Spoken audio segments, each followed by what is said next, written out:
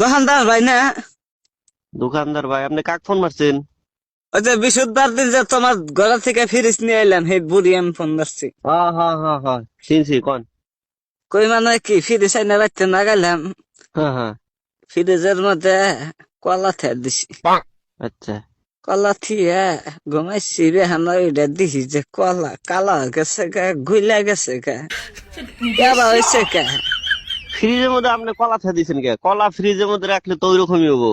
কেন ফ্রিজ ঠিক করে যাবো না? কিছুমান বস্তু আছে যেগুলা ফ্রিজে রাখা যাবে না, যেগুলা রাখা যায় ওগুলা রাখা লাগবে। আপনি কলা রাখছেন, কালা হয়েছে। কলা তো মানে বেশি ঠান্ডা পাইলে মানে ই হইলে তো 1.5 কেজি কালাই হবে। কলা আনছি, এই 1.5 কেজি কলা কইলাম যে ফ্রিজের মধ্যে তেল দিই, সকালে আবার আমার শরীর দেখবার যাম।